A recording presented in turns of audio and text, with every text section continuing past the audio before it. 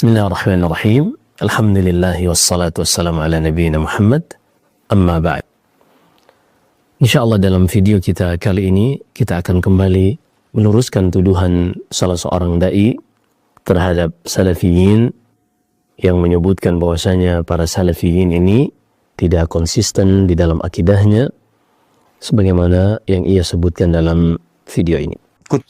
Nah, kemudian secara otomatis ketika ayat-ayat semacam itu dimaknai secara harfiah, dan itulah yang diwariskan sekarang oleh generasi Salafi Wahabi. Mereka menyebutkan Tuhan itu punya tangan, tapi kedua tangannya tidak seperti tangan kita. Tuhan itu punya mata, tapi matanya tidak seperti mata kita. Tuhan itu punya wajah, tapi wajahnya tidak seperti wajah kita. Mereka lupa bahwa ketika Anda mengatakan Tuhan punya wajah, wajahnya tidak seperti wajah kita, sadar atau tidak Anda sedang menisbatkan anggota tubuh kepada Tuhan. Karena manakala disebut kata wajah, dan maksud dari kata wajah itu adalah maksud yang hakiki, maksud dari tangan itu adalah tangan yang hakiki, bahasa menunjukkan bahwa tangan wajah itu makna hakikinya adalah anggota tubuh. Jadi ketika Anda mengatakan Tuhan punya wajah, dalam makna yang hakiki berarti Tuhan punya anggota tubuh. Cuma setelah itu Anda menyebutkan anggota tubuhnya tidak sama dengan anggota tubuh kita. Tapi kan sama-sama punya anggota tubuh, itu masalah. Di sini saudara kita ini mengkritik para salafi dikarenakan mereka selalu di dalam memahami ayat-ayat sifat Allah, mereka menggunakan makna hakiki. Mereka menggunakan makna hakikat. Seharusnya menurut dia, dalam memahami ayat-ayat Allah ini, dipahami bahwasanya itu adalah majas. Maka di sini kita akan sebutkan terlebih dahulu apa itu lafadz hakiki dan apa itu lafadz majazi, agar kita bisa sama-sama paham. Lafadz hakiki atau hakikat yang baru disebutkan setelah generasi salaf yang tidak dikenal dalam generasi sahabat tabi'in dan juga tabi'ut tabi'in, nanti setelahnya baru muncul. Mereka menyebutkan definisi dari hakiki ini adalah al-lafzul musta'mal fi mawdhi'ihi atau fi mawdhi'alah. Lafaz yang digunakan sesuai yang pertama kali diketahui maknanya yang terbesit di dalam benak. Misalnya ketika kita katakan ra'aitu asadan fil ghabah, aku melihat singa di hutan. Maka orang yang mendengarnya langsung terbesit di dalam benaknya bahwasanya singa yang dimaksud adalah seekor hewan buas. Adapun makna majazi, contohnya misalnya, ra'aitu asadan yakhtubu 'alal minbar. Aku melihat singa berkhutbah, berpidato di atas mimbar. Tentunya orang yang mendengarkannya dia tidak akan mengatakan bahwasanya itu adalah singa yang hakiki, singa yang merupakan hewan buas. Tapi yang dimaksud adalah seorang yang berpidato, yang berapi-api, yang sangat hebat bagaikan singa. Kenapa? Karena akal kita, dengan pengetahuan kita, peliputan kita terhadap karakteristik dari singa, memberikan kesimpulan di dalam akal kita bahwasanya mustahil singa bisa berbicara, mustahil singa bisa diam saja ketika melihat mangsanya, yaitu manusia yang mendengarkan khutbahnya. Sehingga mau tidak mau, lafadz singa yang kedua yang berkhutbah di atas mimbar ini, yang berpidato ini, kita harus bawa kepada makna yang lain, bukan pada makna yang pertama yang dipahami dari lafadz singa atau asad. Maka mereka menggunakan majas ini untuk mentakwil nama-nama Allah Subhanahu wa ta'ala. Seperti misalnya ketika Allah mengatakan bal yadahu mabsutatan. Pada firman Allah, lima khalaqtu biyadai. Wahai iblis, kenapa engkau tidak bersujud kepada Nabi Adam yang aku ciptakan dengan kedua tanganku? Mereka mengatakan kedua tanganku di sini, yaitu orang-orang Mu'tazilah dan kelompok-kelompok yang mengikutinya. Mereka mengatakan kedua tanganku di sini, yaitu kekuatanku jika dinisbatkan kepada Allah Subhanahu wa ta'ala. Di sini sebenarnya ada perkara yang fatal. Kita lihat. Perkara yang fatal ketika setiap kita mendengarkan ayat-ayat sifat Allah, lalu kita mengatakan itu majas, ini sangat berbahaya. Kenapa? Karena ketika kita mengatakan ra'aitu asadan 'alal minbar yakhtub, aku melihat singa di atas mimbar berkhutbah, berpidato. Kenapa kita tidak katakan itu asad atau singa yang sebenarnya? Karena akal kita telah meliputi sifat-sifat singa. Akal kita telah memiliki data tentang singa, baik melalui penglihatan mata, atau yang kita dengar tentang singa, atau mungkin sebagian orang sudah berinteraksi langsung dengan singa, sehingga terbentuk di dalam akal mereka sebuah database bahwasanya singa ini tidak mungkin berbicara. Ketika kita sudah meliputi sifat-sifat singa, maka kita tidak mungkin mengatakan singa ini bisa berkhutbah dan berbicara di hadapan manusia. Maka perhatikan di sini, kapan lafadz itu bisa diartikan maknanya bukan seperti makna dasarnya yang mereka sebut dengan majaz, yaitu ketika redaksi dari kalimat atau redaksi dari sebuah peristiwa menunjukkan bahwasanya akal kita menganggap mustahil untuk lafadz ini dimaknai sebagaimana makna dasarnya. Contohnya tadi, ra'aitu asadan yakhtubu 'alal minbar. Aku melihat singa berkhutbah di atas mimbar. Akal kita yang sudah memiliki database tentang singa ini mengatakan mustahil singa bisa berkhutbah. Maka yang dimaksud adalah seorang yang fasih berbicara, seorang yang hebat dalam berkhutbah. Kita kembali kepada sifat-sifat Allah. Maka ketika ada seorang yang mengatakan wajah Allah itu bukan wajah sebenarnya, dan dia mengatakan tangan Allah itu bukan tangan sebenarnya, bukan makna hakiki tapi makna majazi, maka ini secara tidak langsung dia telah meliputi Allah Subhanahu wa ta'ala, sehingga ia mengatakan Allah tuh nggak pantas seperti itu. Allah tuh nggak boleh kita katakan seperti itu. Padahal yang menyebutkan Allah memiliki wajah, Allah memiliki tangan adalah Allah itu sendiri. Seperti dalam surat Ar-Rahman, kullu man 'alaiha fan wa yabqa wajhu rabbika dzul jalali wal ikram. Semua yang ada di muka bumi ini akan sirna dan yang tersisa hanyalah wajah Allah Subhanahu wa taala. Maka perhatikan di sini orang-orang yang mengatakan bahwasanya wajah Allah itu bukan wajah sesuai makna dasar yang ditunjukkan bahasa Arab, maka secara tidak langsung konsekuensinya mereka telah meliputi sifat-sifat Allah, mereka telah mengetahui hakikat seperti apa Allah, sehingga mereka mengatakan ini tidak pantas bagi Allah. Sebagaimana tadi dalam contoh tentang singa, mereka telah meliputi dan kita telah meliputi sifat-sifat singa ini, hakikat singa ini, sehingga kita mengetahui bahwasanya tidak mungkin singa bisa berkhutbah di atas mimbar. Maka orang-orang yang menafikan dari Allah sifat tangan, sifat wajah, sifat tertawa, sifat berbicara, berarti secara konsekuensi mereka ini telah mengetahui hakikat Allah, sehingga mereka mengatakan ini tidak pantas bagi Allah, dan ini perkara yang sangat mengerikan, yang sangat berbahaya. Karena tidak ada yang mengetahui hakikat Allah. Allah berfirman di dalam surat Asy-Syura, "Laisa kamitslihi syai'un wa huwas samiul basir." Tidak ada sesuatu pun yang semisal dengan Allah Subhanahu wa taala. Dan juga Allah berfirman di dalam surat Al-An'am, "La tudrikuhul absar wa huwa yudrikul absar." Tidak ada pandangan manusia, akal manusia yang bisa meliputi Allah Subhanahu wa taala. Sebaliknya Allah dialah yang meliputi akal dan pandangan-pandangan manusia. Maka ini adalah perkara yang sangat mengerikan jika seorang meyakini ini, karena konsekuensinya sangat batil. Kemudian kita lihat video yang berikutnya, yang konsekuensinya dia ingin mengatakan bahwasanya Syekhul Islam Ibnu Taimiyah itu tidak konsisten di dalam menyebutkan akidahnya, yang akan kita luruskan insya Allah. Walihada qala Ibnu Abbas wa Dhahhak wa Sufyan Ats-Tsauri wa Ahmad ibn Hanbal huwa ma'ahum bi'ilmihi. Dia bersama mereka dengan pengetahuannya, bukan dengan zatnya. Baik, di sini ia menukilkan ucapan Syekhul Islam Ibnu Taimiyah, bahwasanya Ibnu Taimiyah menukil dari para sahabat. Dan begitulah Ibnu Taimiyah. Alhamdulillah dia mau membacakan ucapan Ibnu Taimiyah, dinukil dari para sahabat, Ibnu Abbas dan selainnya, bahwasanya Allah mengatakan bersama manusia, Allah itu bersama manusia dengan ilmunya, bukan dengan zatnya.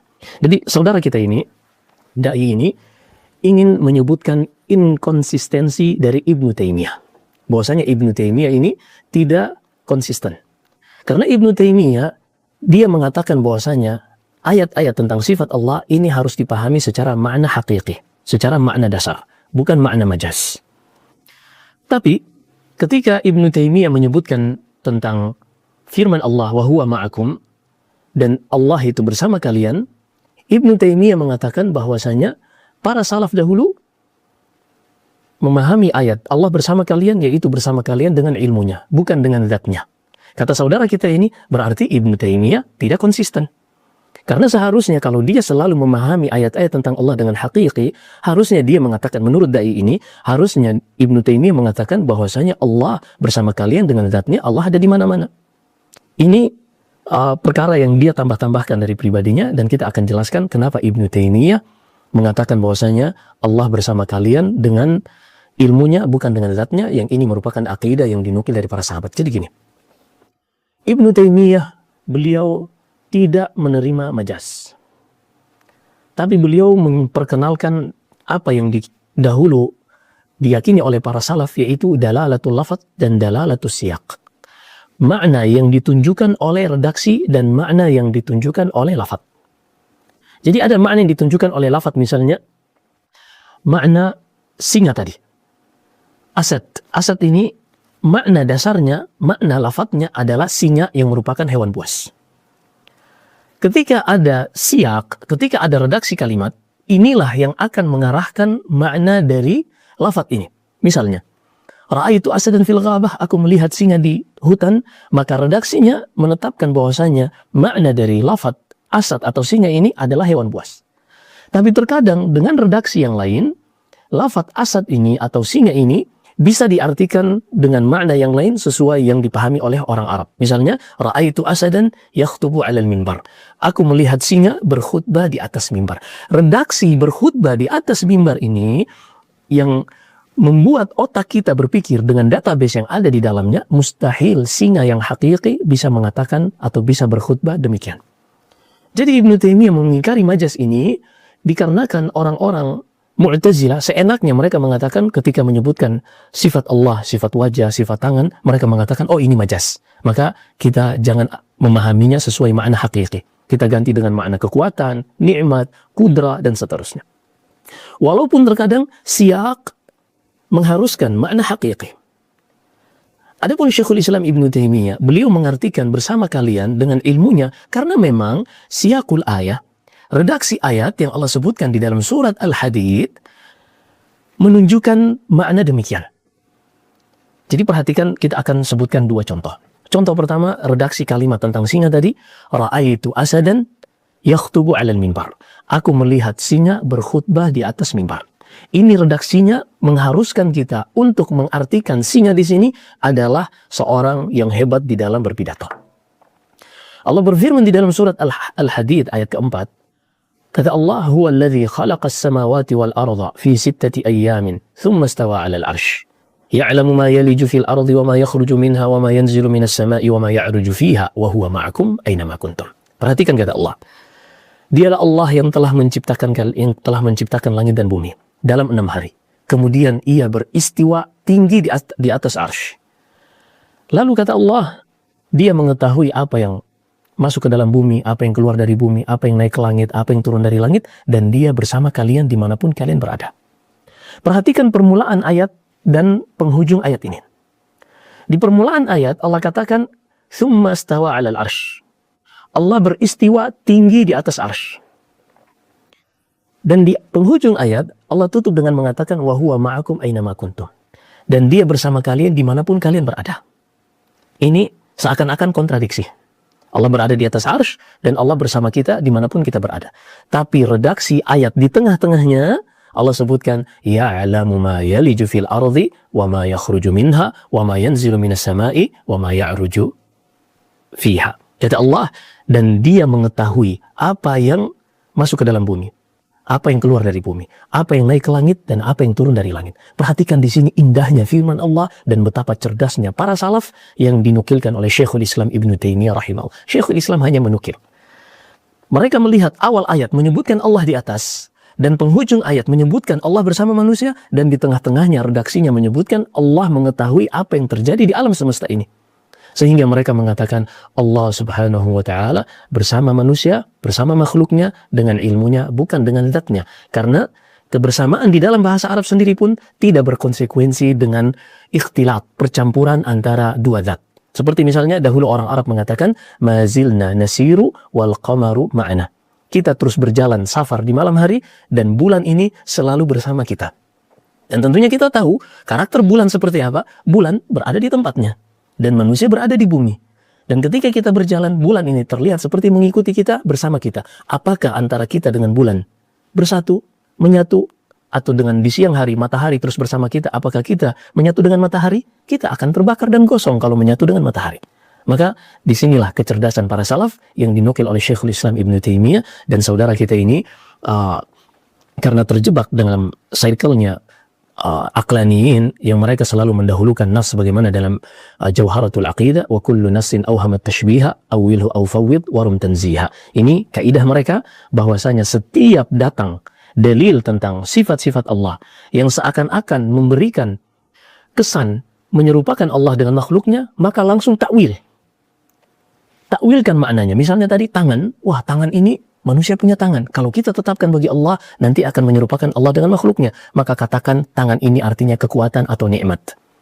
Dari mana mereka dapatkan? Apakah dari redaksi ayat? Bukan. Dari akal. Awilhu, berdasarkan muqaddimah mereka, pendahuluan dan kaidah mereka, kalau ada satu lafaz yang seakan-akan menyerupakan Allah dengan makhluknya, maka akal kita harus menggantinya dengan makna yang lain yang disebut dengan ta'wil.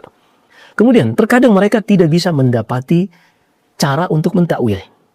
Maka kata mereka, fawwid, maka katakan maknanya yang tahu hanya Allah. Dan ini batil. Kenapa? Karena Allah turunkan Al-Quran berbahasa Arab di dalam surat Yusuf. Inna anzalnahu Qur'anan Arabiyan la'allakum ta'aqilun. Kami turunkan Al-Quran dengan berbahasa Arab supaya kalian pahami. Maka Allah perintahkan kita secara dalalatul iqtidha, pahami Al-Quran ini dengan bahasa Arab. Sesuai makna yang ditunjukkan oleh bahasa Arab. Dan bahasa Arab, maknanya ini diketahui dengan redaksi ayatnya, dengan redaksi kalimatnya. Jadi perhatikan, disinilah cerdasnya madhab salaf. Dan jauhnya madhab-madhab yang lain dari yang disebutkan oleh para salaf. Dan kita akan tutup satu ucapan dari seorang mantan Asy'ari yang dahulu ia sangat bangga dengan Asy'ariyahnya, namun ia bertobat dengan taufik dan hidayah dari Allah Subhanahu wa taala. Dia adalah Muhammad Rashid Ridha, seorang ulama yang ma'ruf, yang terkenal di Mesir, yang beliau mengatakan, kita dengarkan, kita baca nas beliau di dalam tafsirnya Al-Manar. وكنا نظن في أوائل الطلب أن مذهب السلف ضعيف وأنهم لم يؤولوا كما أول الخلف لأنهم لم يبلغوا مبلغهم من العلم والفهم. Kata Muhammad Rashid Ridha, dahulu di awal-awal belajar ilmu filsafat ini, dalam mengikuti madhab Asy'ariyah, kami menganggap bahwasanya para salaf dahulu itu sangat lemah. Kenapa? Karena mereka tidak mentakwil firman Allah, tidak mentakwil sifat-sifat Allah.